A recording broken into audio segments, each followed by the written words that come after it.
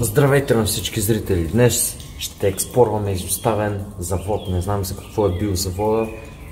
На първо гледане така изглежда като топлофикация или нещо такова, но както виждате вътре има доста запазени неща. И предстои да разберем за какво е. Сега ще видим, ако мога намерим някакви записки и такива неща. Вие останете с Explore.bg и се абонирайте, за да не изпускате контента, който предстои. Както видяхте, самото влизане, поне за нас, не беше никак лесно. Влизаме през прозорците буквално. Ще видим още самата дестинация, какво естествено ще ни предложи. Казват, че е интересно. Предстои да разберем. Така че, айде с нас. Аз седа пак зад камера. Аз съм the cameraman. Оператора. Той си е главният герой. Естествено и двамата, но в случая кадрите ще са насочени повече към ето това момче. Обаче вие си знаете, че сме екип от двама. Това май е било цистерна за масло или мазут. Зависи на какво са се отоплявали, ако е било топлофикация, разбира се, ама със сигурност е имало някакъв вид нефт вътре. Охо, тя е пълна даже. Тя е пълна. Не мога да го различа. Мириш си на масло. На масло си мириш. Тук си е брутално. Хайде да слея малко надолу да видим сега какво става. Чай, че тия стълби са малко добри.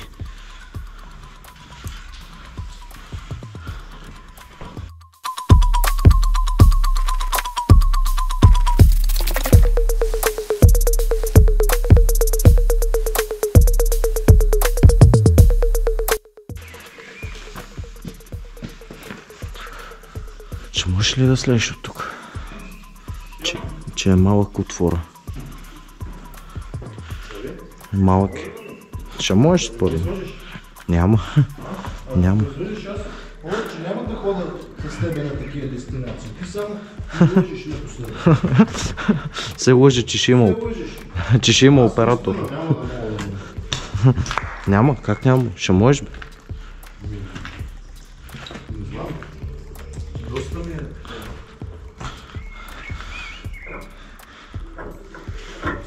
Много обичам такива кранове да ги върта, не знам що.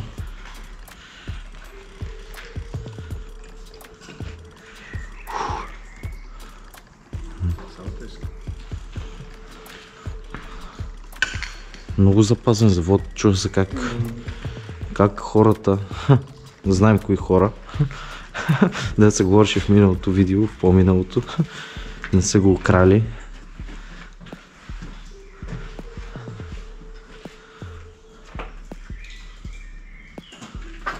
Ето тук от цистерната явно се е спускал надолу в тия котлета.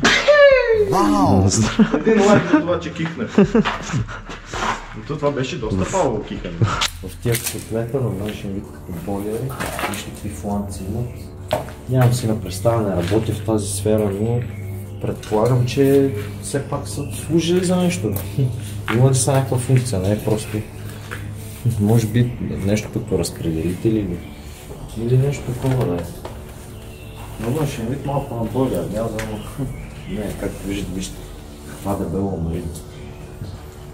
Тук е бил доста голям терен. Може би са го откраднали тези хора, за които изговорят. Сега няма да влизаме в подробности. Това е първата дестинация, от която грам нищо не разбирам. Аз поне си признавам. Ама пък това реално е интересното, като се замислиш. Защото като не разбираш... Тук въпрос човек може да влезе. Може човек да влезе, малко ще се нацапа. Направо човек се вижда. Така че това е другия път. Ако ония гор не ти харесва, това е другия път. Това вече според мен е фърлено. Още една вентилация. Ще минем и без футболи. Тук най-вероятно някой отпада си хвърля отпадъци. Което е мега грозно. Ето вижте шахтата пълна с буклук.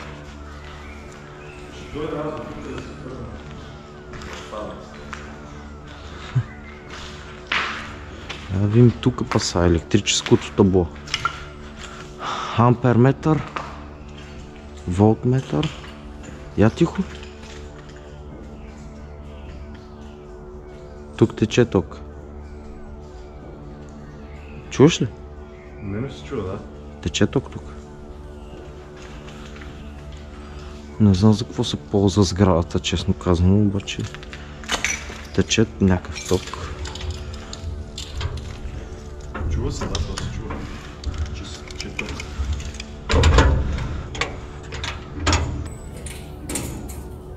Пък тук всичко реално е на 0. Това е стар телефон. Стар телефон. С шайба, ама нещо е блокирала шайбата. Те може и затова са го фарлили. Раздвижих я малко, ама не се връща. Между другото ми направи впечатление един клип. Слабо. За туристическия дом. Как на подобен телефон, само че не беше нали с... На Huawei. На Huawei, да, точно на Huawei. Huawei. Не бе, много трудно за произнасяне, признавам си. Няма как да не. Да не си крива българската уста. Аз съм българин. Да не съм американец. Или англичанин. Лъжа ли? Не е лъжа. А това от коя година е? Не мога да разбера. За да разберем малко история за тази сграда, не мога да ви кажа. Ако на някой му се смята, да си смята. Виж ароматизаторчето. Мога да го фанеш и него. Тук някакви шкафчета. Това не е ли Ален Делон? Неговия парфюм. Но тук трябва да внимаваме с инсталацията. На първо място внимаваме с електрическата инсталация, защото чухте там тече ток. Тук е туалетно. Това са душове, не е туалетно.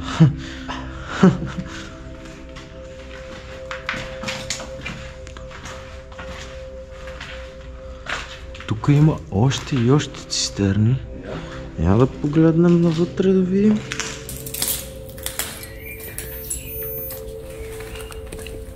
Има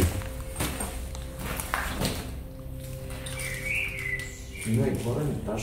Няма да го посетим, така да се каже. Ти направо ще си го посетиш. Малко така да се каже. Направо го посещаваме. Да видим какви са тия силози или не знам дали се изказвам много правилно. По-скоро някакви бункери. Някой, който е работил в топофикация, може да каже със сигурност.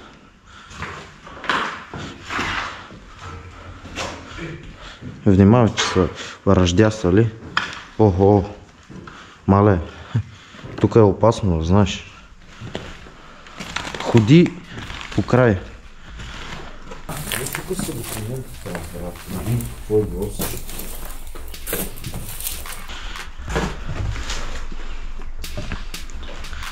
Някакви дела гледам. Книга за инструктаж на работното място.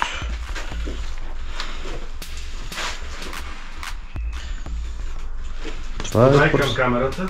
Това книга за инструктаж, няма да свърши работа да разберем каква е сградата, обаче...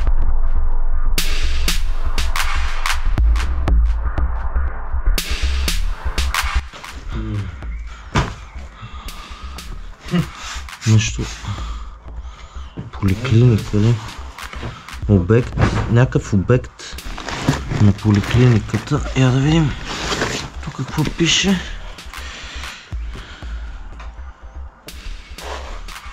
Пристройка, пристюйка ли? Нещо такова. Втора поликлиника. Много интересно.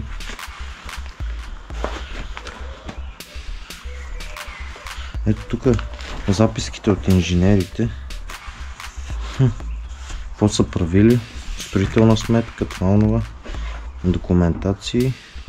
Доста така интересно. 88 година. 88 година. Ето тук са плановете на сградата. Смукателна вентилация. Рентгени. Пристройка? Да, ето пристройка към втора поликлиника. Чай да закрия града, да не се вижда. Та вече го видяха, ама. Да, това е някаква пристройка, обаче пише, че има и рентген. Там има, ето това точно дето соча, е партньорство за здраве, нещо такова пише. Да, Министерство на труда. За социалната политика. Я да го видим него. Какво става? Това ми се струва новичко, коя година е? С тия бели листи, това е според мен. Контрол на риска, но това са като книгата за инструктажи. Контроли на рискове, такива. Няма казвам глупости, защото ще ма нахуват, разбира се, в коментарите. Температура, инсталации, дъра. Но важното е, че тук е имало рентген. Четохме, че е имало. А рентгена има радиация. Което ако намерим рентген, де факто имаме радиация. Рентгена облъчва с радиация и... Тук радиация няма. Ние не се знае са. Рентгена излучва радиация. Ето вижте бюрото с вестничетата, с това онова.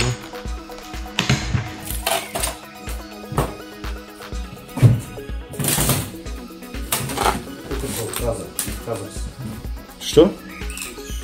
Защото само бутуци, вестници, пил 4-та, 5-та.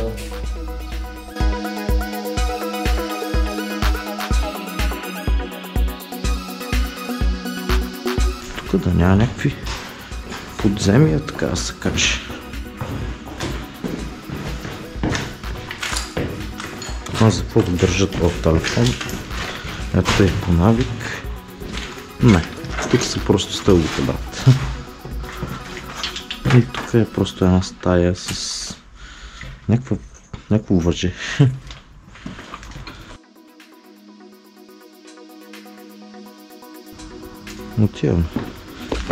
Отиваме в другата сграда.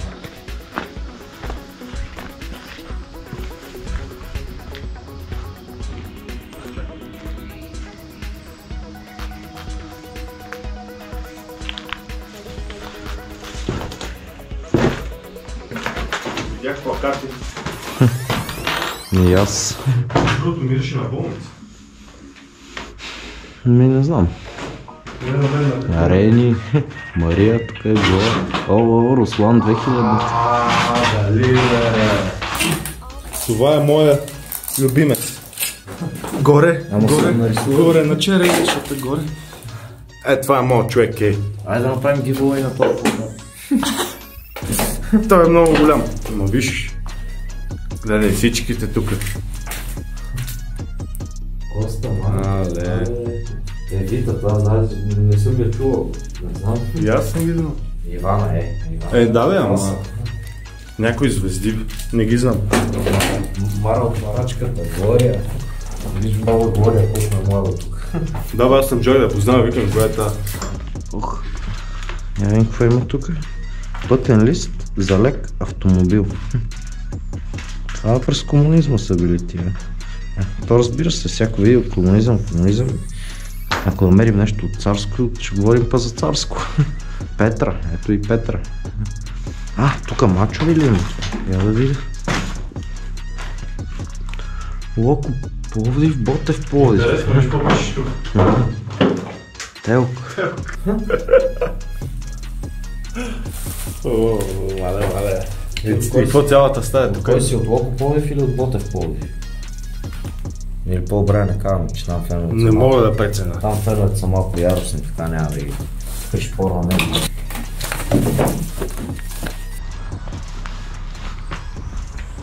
Я видим сапа тук какво има. Мисля, че мирише на болница. Мирише на болница, баш, да. Някакви били лате, маркучи, телевизори. Ай, това не е ли датчик? Еш. Да, ама той е изгорял вече. Било. Той е изгорял.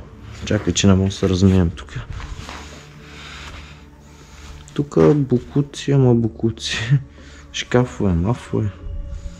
Нищо няма тук. Някаква чанта. Букуци отгоре до долу. И смърди ужасно на всички отгоре. На болница. На болница баш ми мирише, да? Да, бе, тук няма някакъв труп.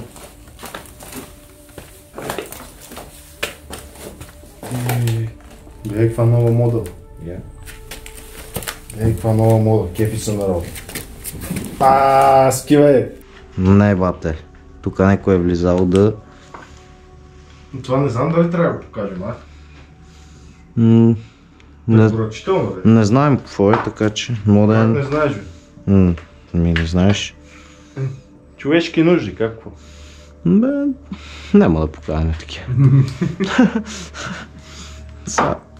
Календара от коя година? Това 99-та ли трябва да е? Нямам си на представа. Да, 99. Добре.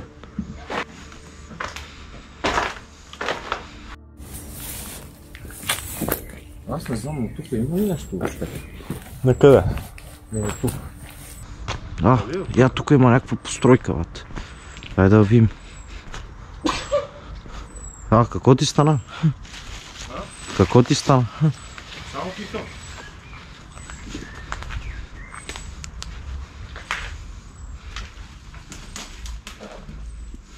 Тук за началника бюроце, това онова.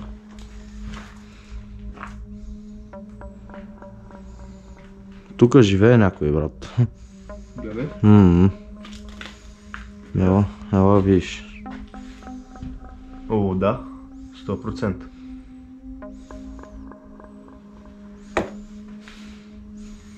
Тук живее някой Пригодил си да живее, да. Директор началник просто е виж. Малко сградили са.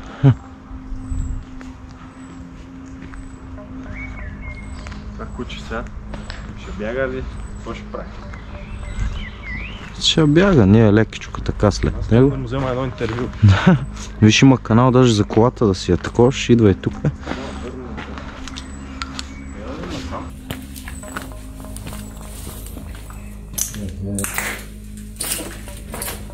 Също е доста голям, доста интересно. Ето това какво иска?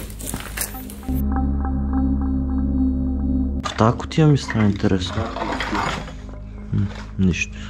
Да, май е нещо докторско, бе. Тук си е, може би, нещо пристройки към болница. Аз знам, че Това е прилича на скоростна кутия отвътре. Далече от скоростна кутия със сигурност. Явим. Вместо зъбните колела. Ето вижте какво прави. Тук се настройват на дадени функции. Това са доста ценни неща, не знам как не са ги взели предали за желязо.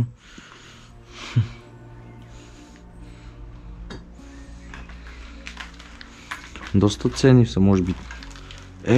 Това такова ли е? Бормашин. Така, не помниш, имахме в училище, като бяхме в 7-ми клас. От тук, да бе. От тук, това се дърпа и торе. съсети въобще. Рема върна. Ние нали имахме един господин такъв, дето ни покажеше как се реже дървен материал, това онова. Били майсторите. Колко са майстори, сега това е друг въпрос.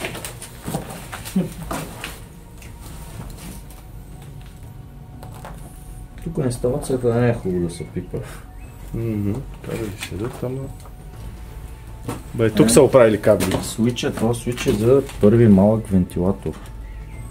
Този свич. Аз мога да го натисна, защото той е напълно изолиран и нищо няма да стане. Свичовете са изолирани, обаче кабелите не дайте пип. Браво, нещо мъдро да кажем така. Беше време нещо мъдро, нали да... Беше време, да. Тия кранчета може да си ги пипате винаги, ако не ви бърка да се изцапате така като мен, може да си ги пипате винаги, да си ги връткате. Няма проблеми, стига да видите инсталацията, да не е вързана насекъде, това. И тъй като цяло, аз предлагам да влизаме към най-тъмната част на това помещение, тази сграда. Към най-тъмната част да влезем. И това е мазето. И ето го мазето. Тук е ладовина. Пълно с цистерни, а тук може би са били генератори.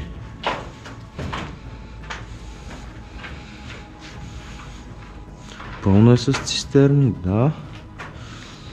Това са били тук генераторна система, може пък и генератори на нафта да е имало. Аз се покатерим малко тук да видим така. От тия цистерни нищо няма вътре, даже изсъхнало това, дето е било вътре. Смятайте колко са стари. Или може и па някой да е откраднал, да се оставили малко и да е откраднал. Но при влизане в такава цистерна риска от задушаване е много голям. Затова никога не влизайте, дори да няма нищо. Риска от натряване с горива и тем подобни синтетични продукции е доста голям. Няма да го отворим.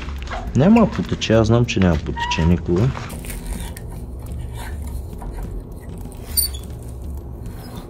И сега гледаш, гърми. Няма как да гръмне. Няма как. Чуци. Логично обяснение, няма как. Вижте какви арматури само са използвали, за да се направи това предприятие. Така да се каже.